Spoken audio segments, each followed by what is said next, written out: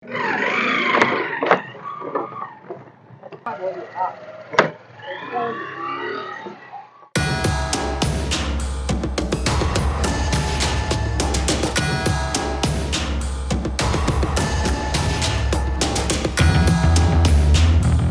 আমাৰ এই হন্তলি বজাৰৰ পৰা এইটো আমাৰ টাঙনমাৰী হুতিৰ পাৰত এইটো এটা দলং আছে। দলংটো মানে ইমান ভাঙি গৈছে, মানে মানুহগিলা আহোঁতে যাওঁতে বহুত ৰিক্স হৈ আছে। ইয়াৰ আগত দুটামান এক্সিডেণ্ট হৈছে, বাইক লৈ পৰি গৈছিল। তে আমাৰ বিধায়ক কৈছোঁ যে আমাৰ এই অতি সোনকালে আমাৰ এই ব্ৰিজখন ৰিফাৰিং কৰি দিব লাগে, ভৱিষ্যতে যেন পাকা কৰে, তাৰ কাৰণে আমি আহ্বান জনাইছোঁ। সত্ৰৰ পৰা টাঙনমাৰী বজাৰলৈ অহা যোৱা কৰা এইখন দলঙেই মূল দলং।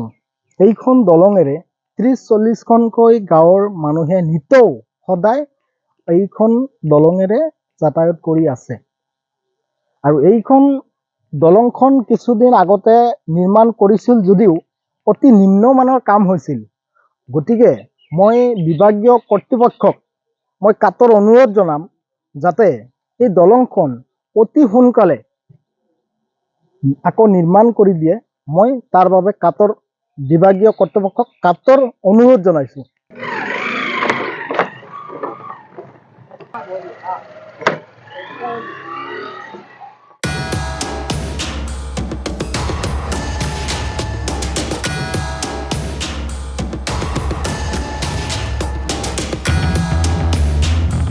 যে আমাৰ এই হন্তলি বজাৰৰ পৰা এইটো আমাৰ টাঙনমাৰী হুতিৰ পাৰত এইটো এটা দলং আছে। দলংটো মানে ইমান ভাঙি গৈছে, মানে মানুহগিলা আহোঁতে যাওঁতে বহুত ৰিক্স হৈ আছে। ইয়াৰ আগত দুটামান এক্সিডেণ্ট হৈছে, বাইক লৈ পৰি গৈছিল।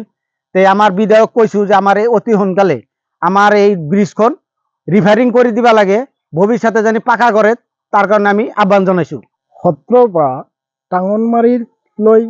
টাঙনমাৰী বজাৰলৈ অহা যোৱা কৰা এইখন দলঙেই মূল দলং।